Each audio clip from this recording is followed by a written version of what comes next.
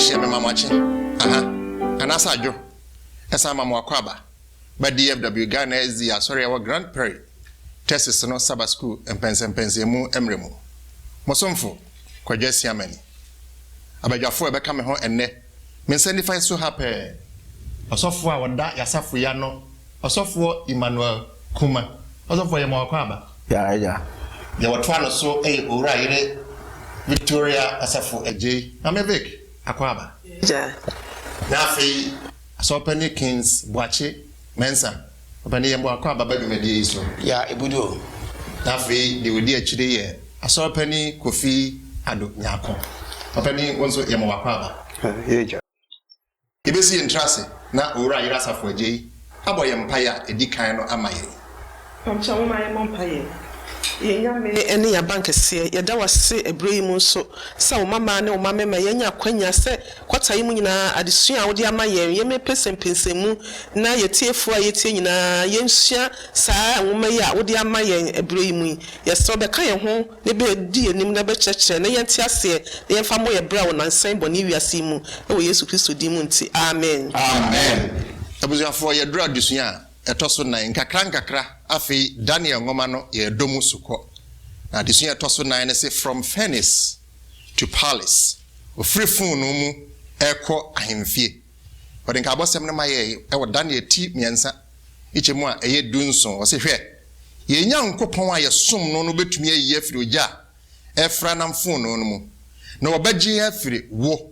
ohene ensem arafonom sa mabu no yi ahon konkron ahye wo mai eda wonum gidie di kire wiase nyina se de wonum som no nko a ono ene no kure nyame kan ene tiasefo nyankopon no wankasa gidie a wodan no adi no e kire anote wa kwan a wo fa so de won gidie enyina so etudwa se de be ya abosonsomfo ebe hunu nyankopon tiasefo no tumi ene ne kasiye nti adofonom etwa se ne nko a wosom no de nidie ma no se ono nko a ena ofata na nye abode bia enti se wontiri betom po a wo peno saase ne se wo beje abosonsom atomu wonwa wodi ne kurama nyankopon no behia ohaw ahodo sede saa abasam yide emaye no anase bema ye hunu no na watwi na etwase ye gina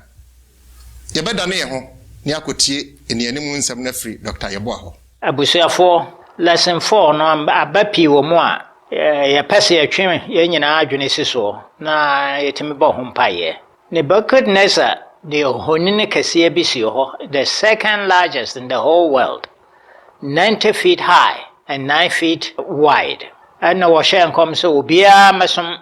wa wansum no wode obachu tujam wo invite nipa from kuro nyina so ane ne governors ne mpanyimfo nyina one thing ne say ebra astrologers no kobo ohina mane say Hebrew fo no miensa no won de say nkoto wo hone no wosemfa won momra anuanom pagan king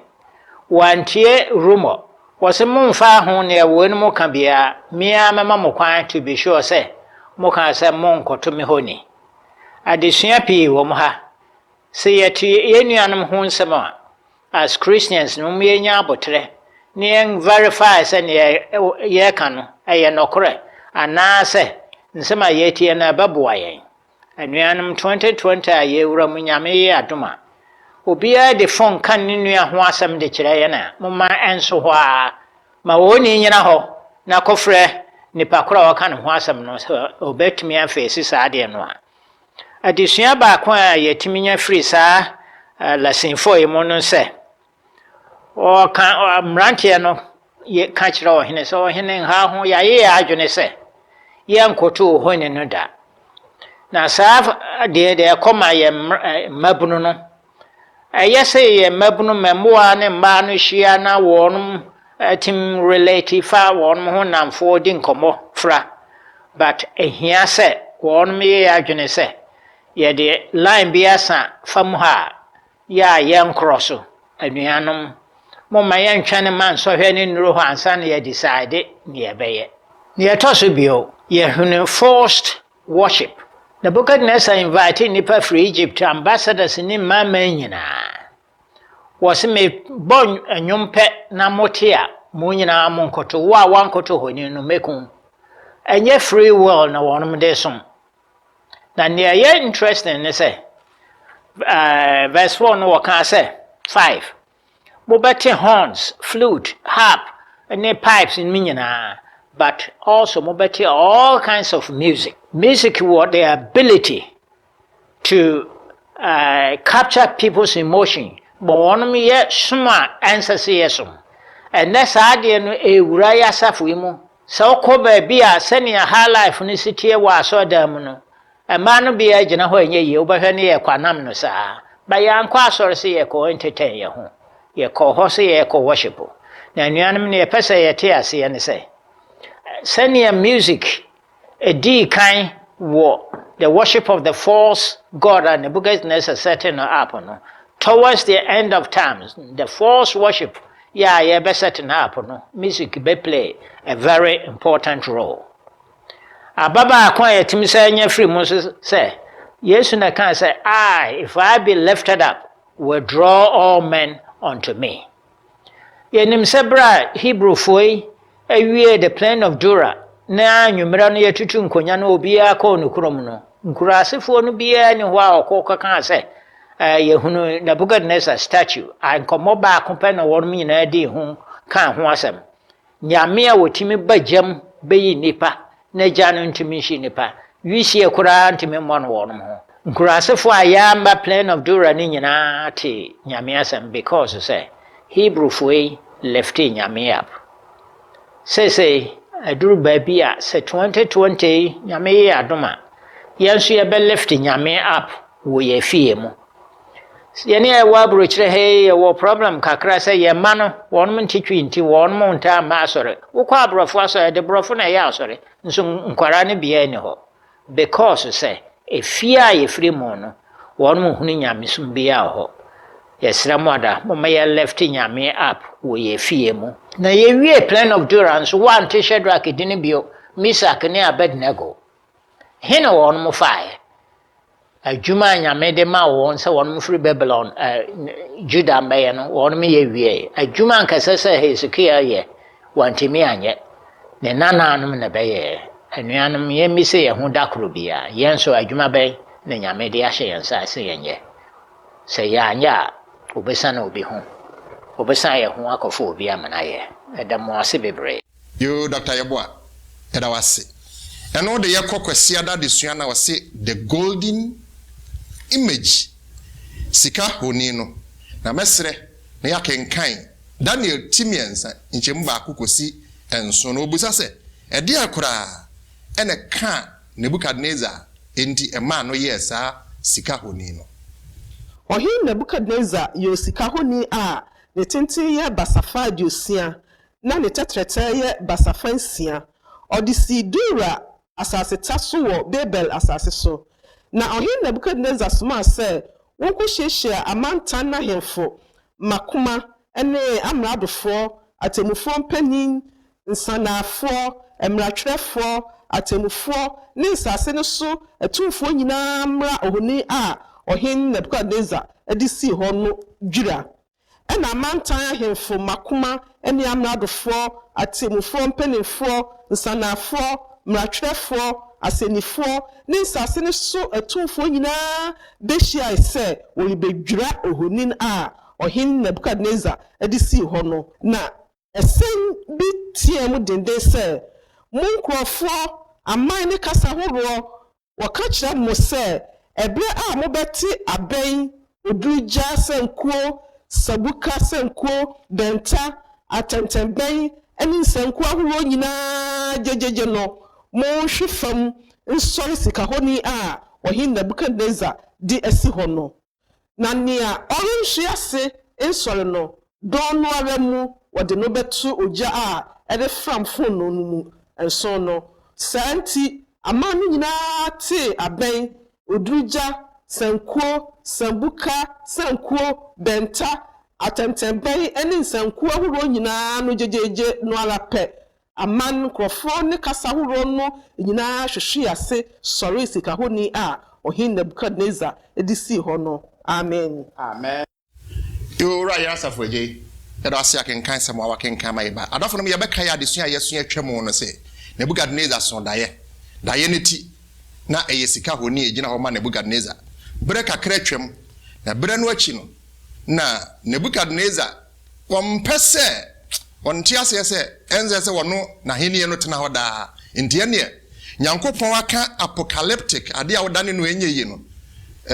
Nebukadnezar person de ba classical ebe ye honam mu di nti ene waye honi no nyina sika na kire se na henie ebetena ho da na eno na ma ne koye ye sa hantan ene ahomaso su ba atwe adwene ko wono ma ekosi baba abantenten no nti oni nyame enya nsa waso di no sa hantan ya bi na hye Nebukadnezar se ene wono nso be ye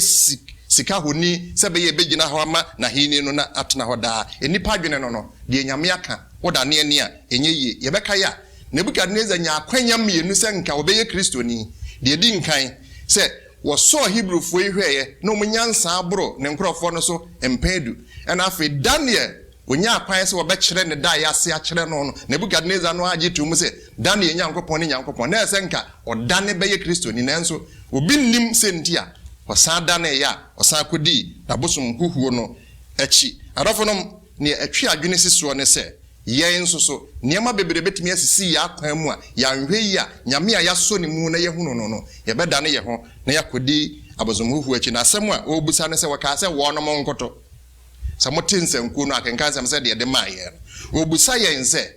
ede ne ye betumi ayo a yen so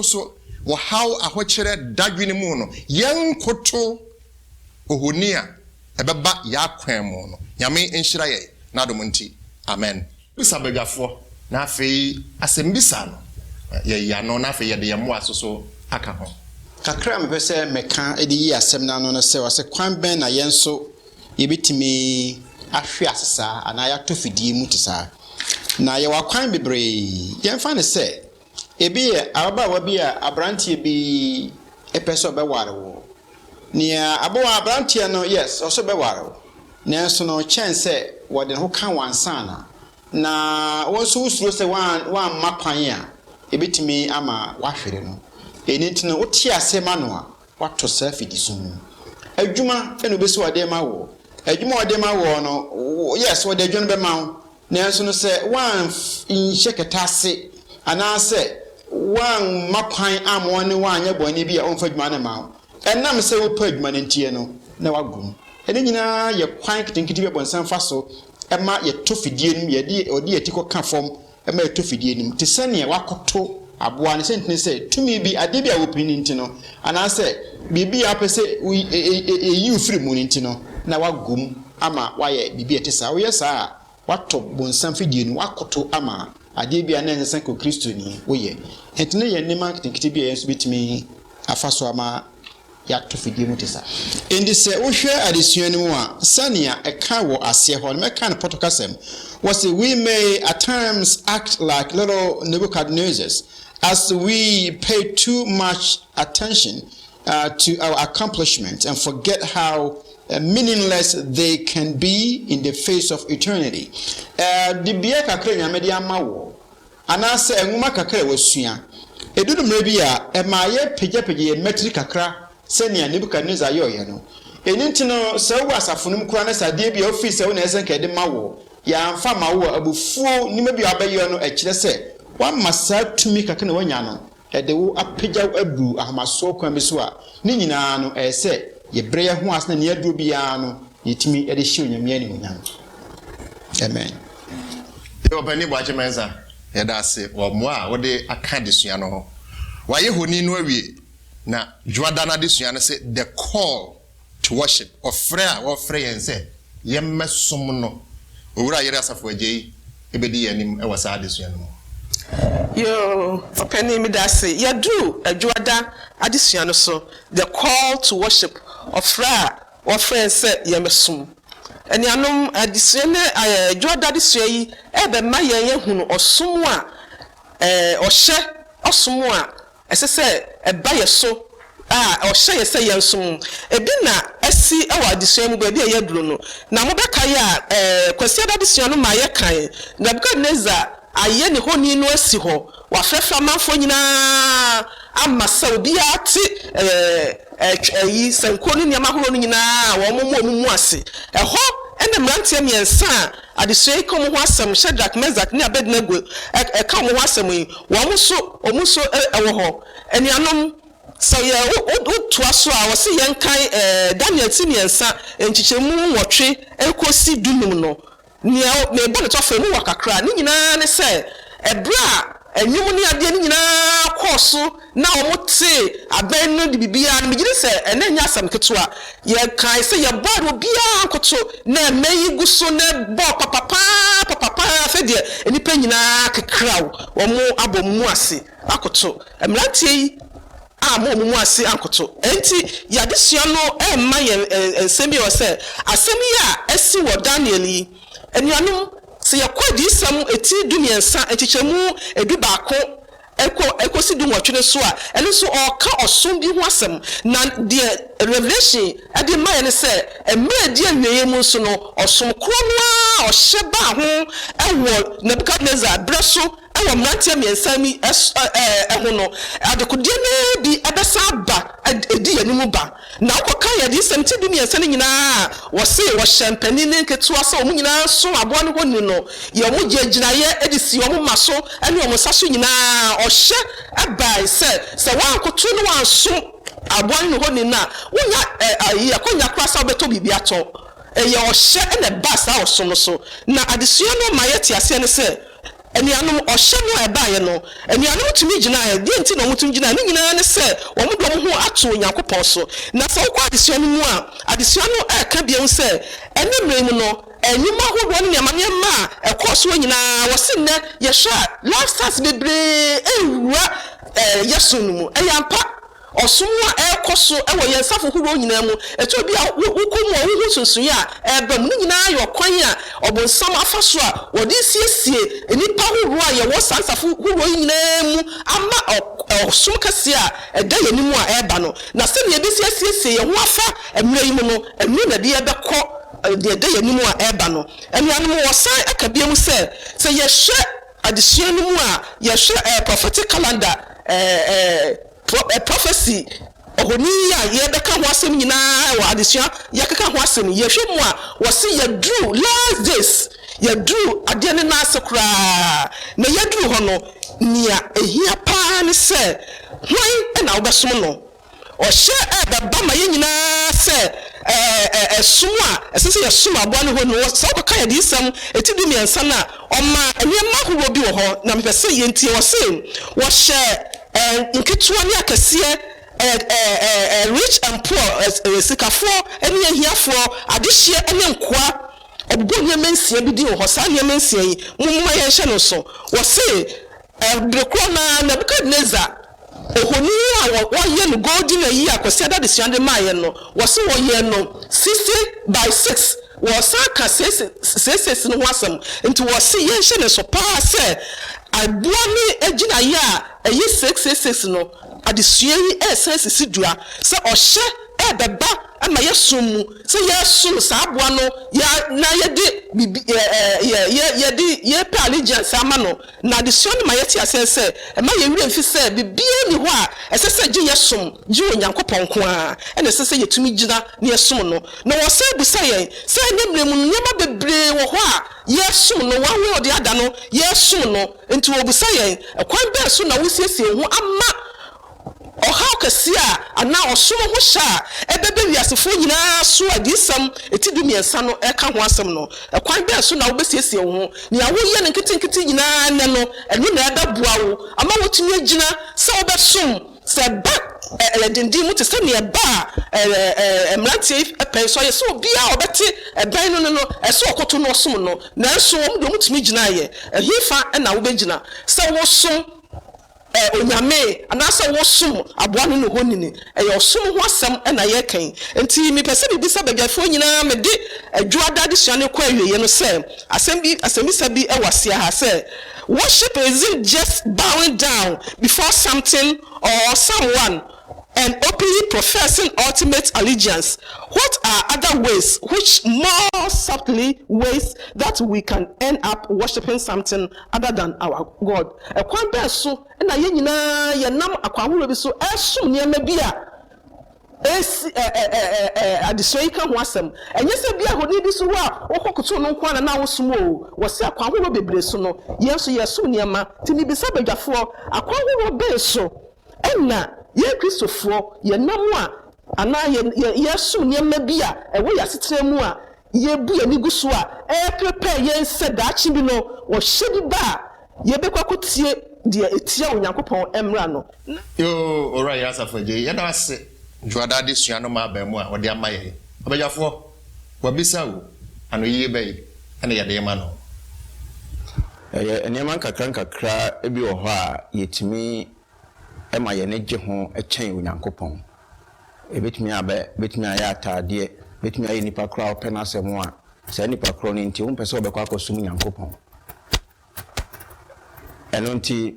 saa enema bebre a esi ekwan ewo ye nyankopon a ye kɔ ne nkyɛn no ebetimi abeye ade bi a ebeba abeye osom ama ye ne gye ho akyɛn onyankopon nia ɔse yenye na osom a ye ka ho asɛm yi no ɛyɛ ade a ɛho hia efi sɛ ewu a edi kan ba asase yi so no na egyina osom so bra nipa mienu ekosom ye na baako de so nyame ani na baako de anso nyame ani ye ka ke ni hebela na egyina osom a nipa ekosom ye na the last days no kan ye di semo a o kan kire se ne obesom obekoto aboa no ne ho ni no asom no ono na ono nso so no obenom nyankopon ekruwa ehwe ne gene a ode ebehye abonefo no eno nti osom eyade a eho hia pa eno nti saa bre no osom a osom no itwase ho no se enyankopon na osom no anase osom enipa arofo obi ahunu ka bi na ni jeka no ho anti oye adwuma miensa kyerɛ sɛ onde ombo double mpo obo triple enti oye adwuma bra wode home pe eye bia don hwere baako na mienu ne saa no nti adaje kora wonya mennyame no onya ene wode akosum nyame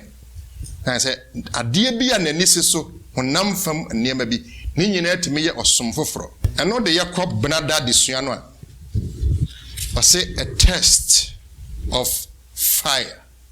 opani adunyako bedi yanim wasa de sua no yo opani siama medase benada de sua no ɔse oja sohwe ana the test of fire na yen aya kan Daniel nwoma no yen nyina yenim de kɔɔso samre ebra ye de Shadrach, Meshach ne Abednego one mo free Jerusalem na Israel for mu no amo endi ohena semso ansum ohuni no na ha echen bibia yenso so ebeba ya brabom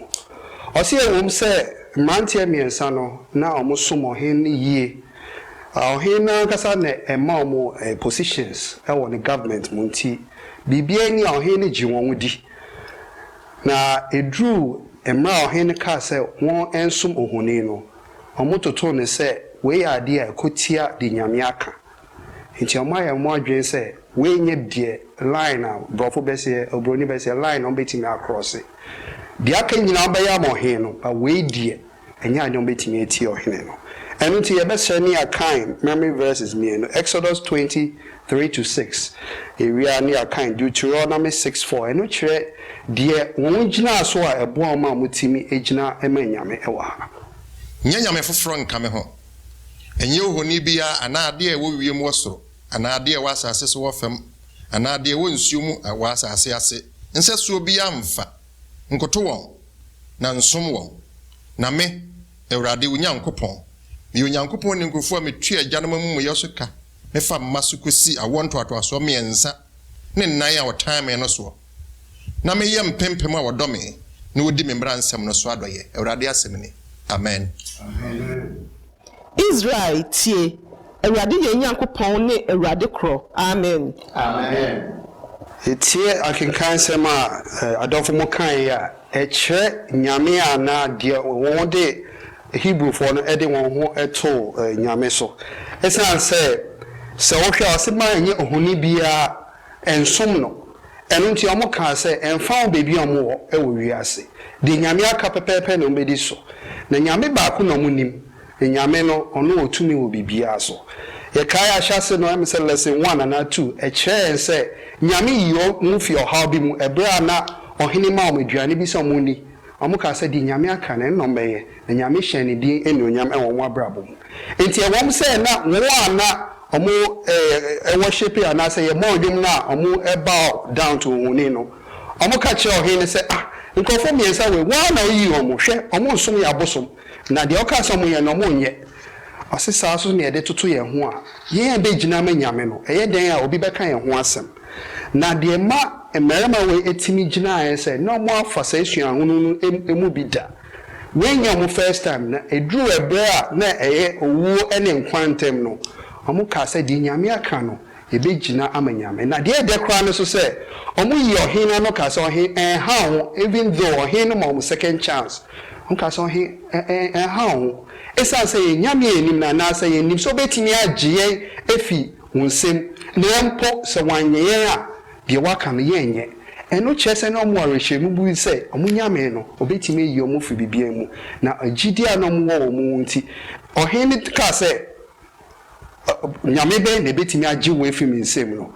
na be say ohini no onti nyame kra na mo som na se na we nyina ma yehu say empo ensohwe ne baaye no omo timi gina ma nyame na eha so nyame hye ne won enuonyam ade esa say through we no nyame ma ohin no ene won wa we twa won we hye nyina hu say nyame bi e wo wiase na wo de ho to ne ho so a wo de ho to nyame so a o hye ne de enuonyam e wo wabrabom enianom so ma wo ma me ne won ne say ya brabom ye den a ye be fa nsohwe bebre mu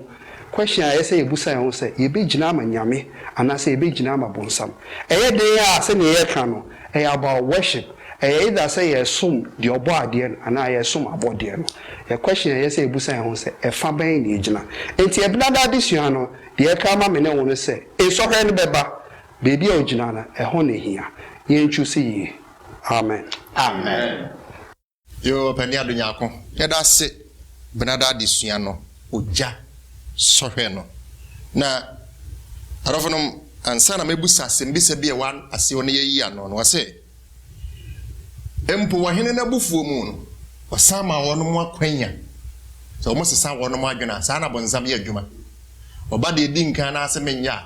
na obe so fa kwan foforo bia so se obenya wo na mrantie nim ne omagye no ade enti omo gina wono mu gidiem asembisa no se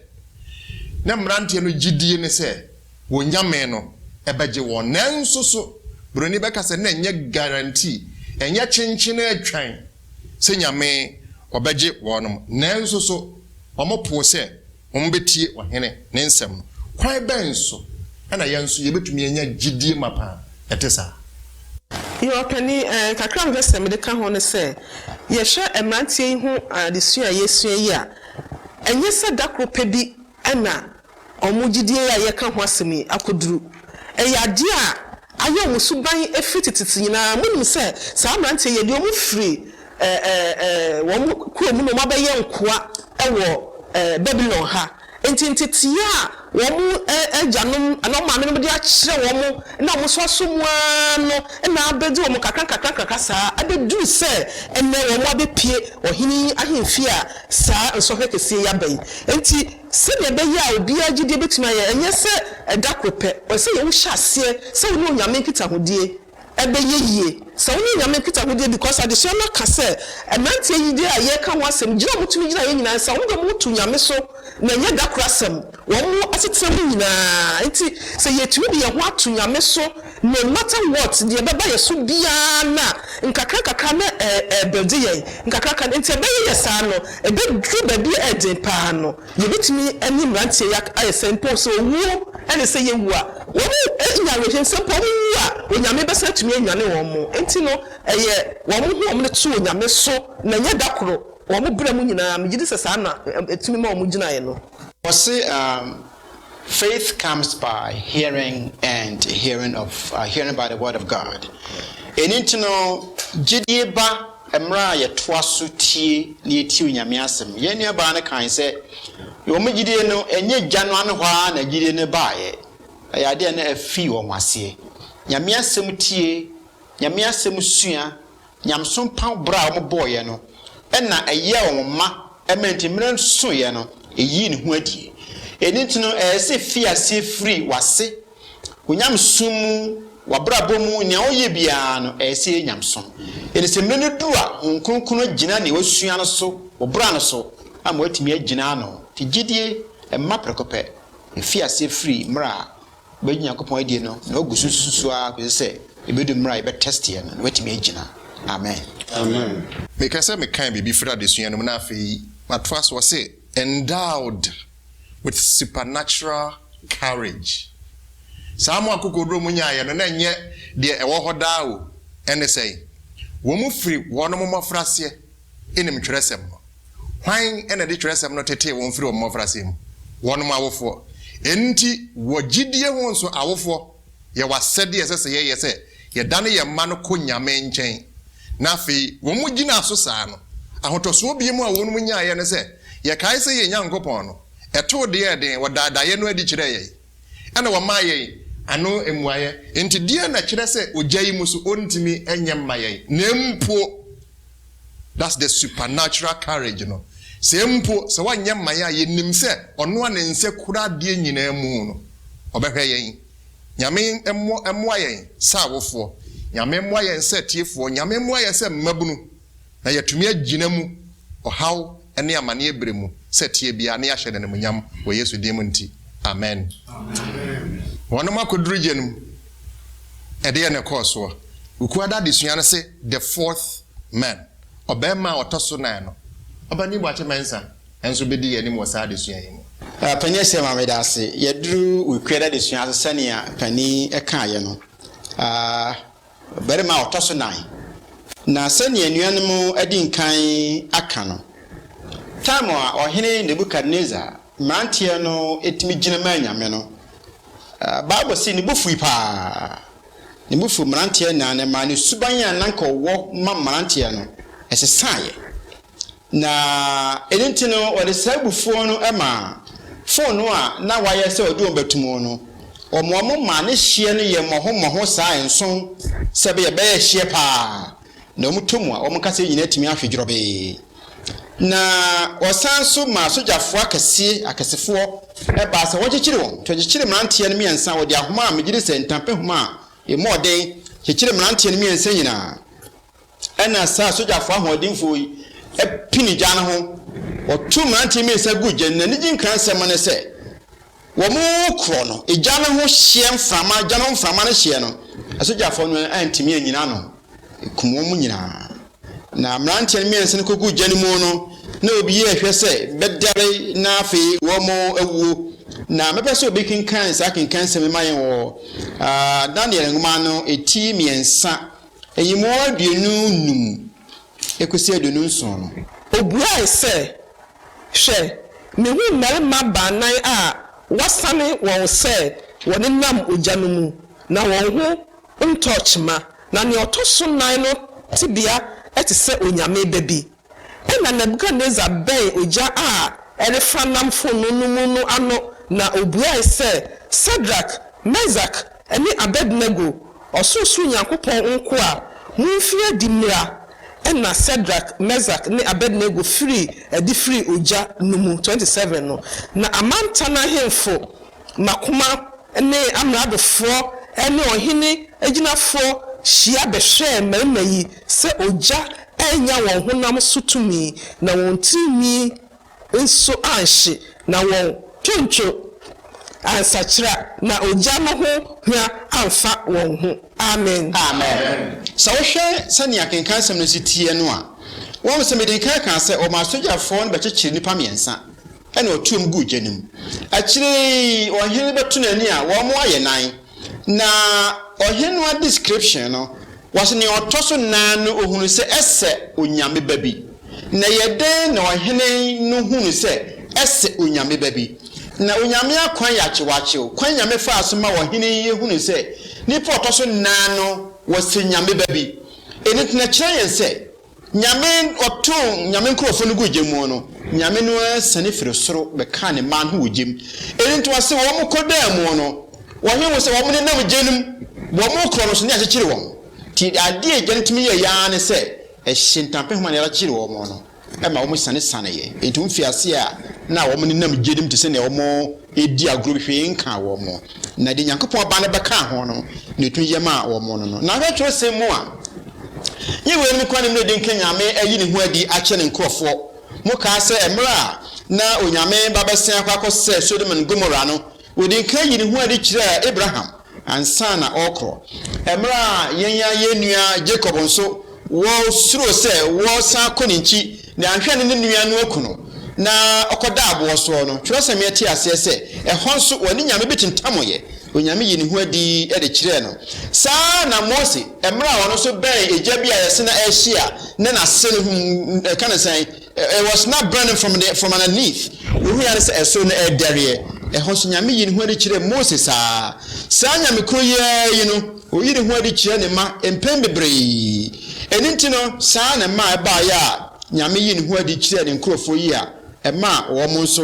anwu saa na nyame kro ye nso Yesu a obeda nipa ebe wo giye no wono nso oba asase so be yi ne ho adi eni nipa tena ya afei nipa nso wonam so de nkwaje ebra yen nyame onya ne ma wo mu emre bia ne mekos how bia mu no ade so emi ati asese Nyankopon o kan ye ho abre biara na du mra bia ye tabisa se adan na bi ne ho ne mo a na onyame ensankyerane ayi won ebinu so no nso dia ne wagya saa na wo mu akwaku nyame akwan se mede nkan na ya achewachew edum na bi a onyame ma kwan ma ekoso saa na oyi wo afiri mu na hyew no nyame animonyam edum na bi nso a na nipa na wudi yan ne se yibekro ye gidie mu se na mante ne kan ne se sempo nyame a meyiyen a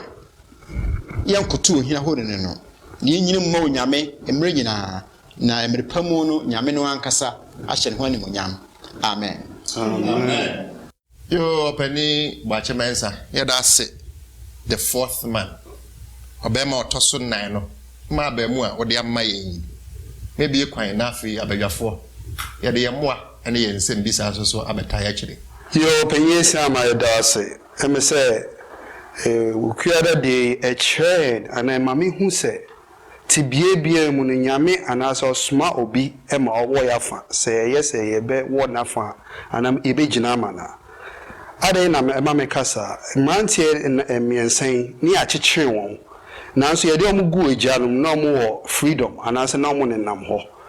eno kyerese se nyame ana wo gina ma nyame a empo ohaw no ba wa kwan mu a ohaw no mu no onye anije amen utimi nante utimi ye de ope otamfo no fi se wonyaw nanso enum no wo ha na ode akyekyew no nyame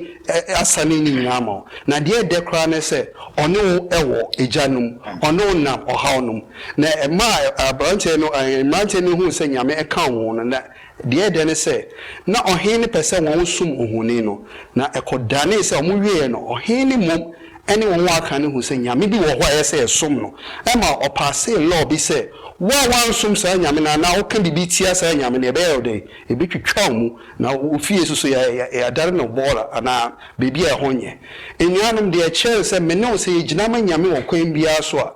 e won se bia ohie fi ohawnum na so kwan bia so obehye ne din enyonyam se na o hye mrantie miense amen amen ohwe E.G. White Prophet and Kings pages 508 and 509 was it Onyankopon ewure mfine de bra ye tu wonumgu ejenum no brombeduru ho pepepe na Kristo Yesu wo ntija no ni tumi e de hye no ano brase kire se nyame wo tumi wo ne maso ye som no ni ewure mfiri ye ginama na ono so eyi ne ho adi na asem bisa bi wase a obuza se wonum de ohwe a efa anwanwa kwan so ena ye de yi wo mfiri mu emfa ho ne senia ye ngidie tie no wonum a ejina ma Kristo Yesu no anwanwa kwan ben ena ye nyina ye benya ogye bi a etesa Your penny kakra me de buane say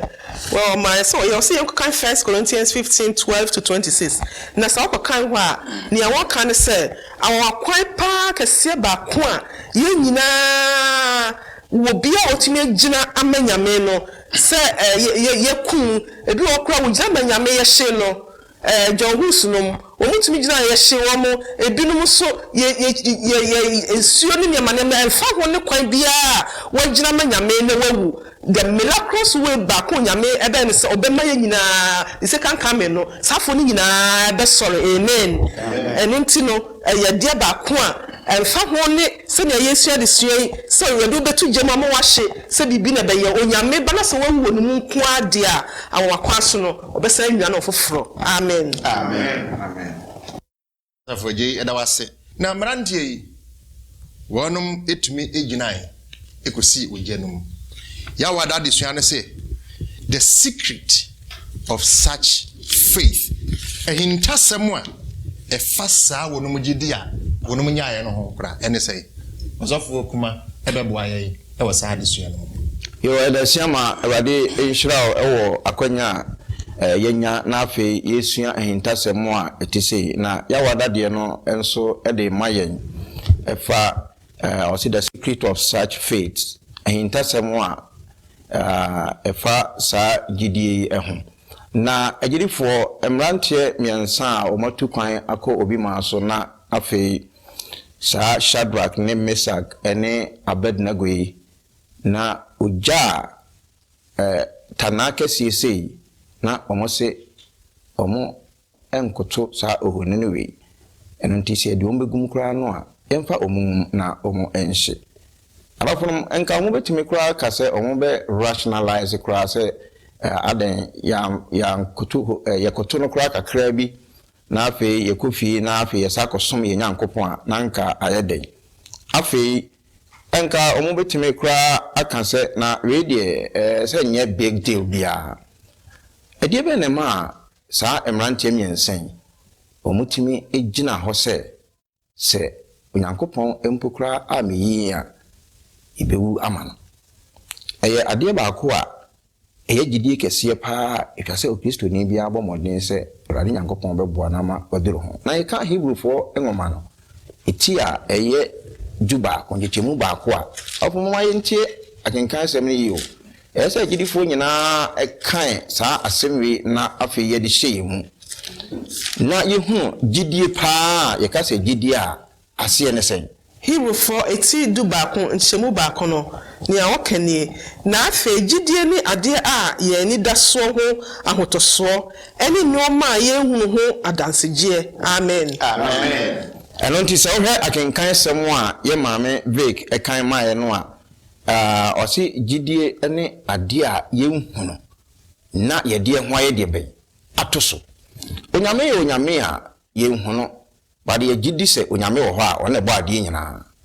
na adesua no mu omayen emfato ho kakra ewom se eto na ye agidifo yi no ye bom paye ekire otumfo nyankopon se ye paade bi na afei yensa anka saade na ye fi se gidie kra ye ne bi na eto da so ye bom paye ekire nyankopon se ye paade bi na yensa ka na chese no ene chese ye wo gidie eno nti na ama ni bo bebre adwena yom kasane na de hwan ka kire se wo kro obo mpaye a o na afi okommo a na opese erade obua me na minya baabi epake a na kire se mehu se erade wo ho na kire se me ogidie na okohwe na obo mpaye se erade man baabi mpake na okohwe na wanya pake ni bia kire se gidie kra onye de ben woni bi wi eya ade a etwase agidifo ye de ehye ya adwene se sa emrantie nyensen omu ahinta sem ba ko pa ne se omu do mu honam nyina ma nyankopon omu ne nyame anya ayanko fa bi a omu gitum se nya ade nyankopon be di omu hwamo da biara da eno nti no omu bom pa ye kire nyankopon omu ka de omu pede but omu ayo madwene se onyame ayo se wanya ama omu ne onyankopon tem ayanko fa no nya ade a eso beti ba ko kra eno nti ebra atorenchem kese ba no mo hu se yekoto ohunin no a yetia ye nyankopon no emra no omo yo madwen say onyankopon decision bi obeteki bia say ada say obeyi wo mu say ada say onyi wo mu no omo ye omo nem say onyankopon decision no ene the best ene agidifo ahene ene timi enya akokoduro say me kwa akobompa yi say onyankopon ka say no na madom no da so edo so ma say ye oka kire Paul no a ya na ye gene say ye ko akobompa yi ampa additional de ma ye say ampa ye kobompa yi a yenka de ye ni ayepe ba ye hunu say onyankopon pe no eye papa chen de ye ni anka say de be ye pe sa ehinta se mwe ene ka amaburu miensan ho ema mo hunu say onyankopon pe no eye kese che omo de ende say onyankopon pe ne say omu a omewu ama no so onyankopon pe say omu nyankwan so a omu be nyankwan ama no na ewe bre mo no onyankopon pe eye say oda nanim onyama de be edi ekire amansan nyina na oyi wo mu efiri mu na enso so me no mienu yakobon paye a di asem ne ya yeka ye di nyankopon pe ma no ana se ye ka se de yaka ne yaka ne nyame anya di a na kire se ye ni gidi ana se onyame enche ye mpaye o se ye gidi no ebetimi akwani mu aye matured na ye bompa ye wi a ye di onyankopon pe aye de be amano aka say di onyame be ye no eno na the best for our lives anonti obisa asemi o hanko pe na se wa be kan ni twi amaya yo osofo kuma eda wase o ya wada de sua no hintasem we fa sa gidie yi ho a baba ba mu amaye na mekenkan sem no se ne asembisa no ede maaye no na afei abadwafo aboa ama ye ya no se akwan benso ene betumi afa ada gidie di daada nyina empo ewo niema nketenkete eho na ebeyede na atumi aboa ye ma yengidie anyini bra ibetumi agina o how kese ano se ebiba ya kwan mu a adenti ena akwan pii mu no niema nketenkete a wosa yenhwe wo mu no ehu ehia pa yo peni kakra me pese me de eboa ya wada de so ne se wo se niema nketenkete be na yebetimi aya ebetumi aboa ma egidi anyini enuanom ye wo hwei de bia ye kwa ye be obia wo sohwe ana wo how bi kakra obia namu na saa how nketo na ni namu no yetumi gina ano a na afei eboa ye na obia so obetumi agina how bia wo mu kakra onyame nya wo sada oboa wo na o kan kakra se adwuma mu nsam se yare se de be how wotumi gina mu kakra na ma ugidie ni nyini na ma ugidie ni nyini na onyame ye sa bebre ya ma ni panti yetimi gina ebe boa yen ama how kese bi eda animu twen yen no eno so yetimi agina no amen on say ye be ya Christopher a enye ne nyame be ye ebetimi aya ma yen enti be ya Christopher ni mumu no je nyame die ne say nya ne mahotoso se on ne boy yen no afren se mesom no enitino ne nyame asem aka kire yin bia ya brabom de bia yakuba bia no enye mahotoso se mijinyankopon di se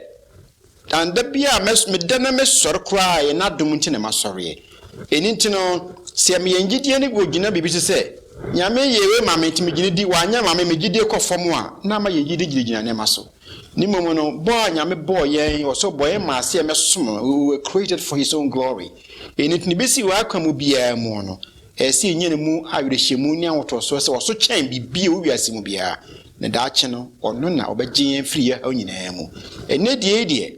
se wanye kra no a yenim se daache obeba ibenya nkwaje ewo ne maye ne mu na demunti amen kakra mo se me pese me kafa ejide nketenkete ana test na wo se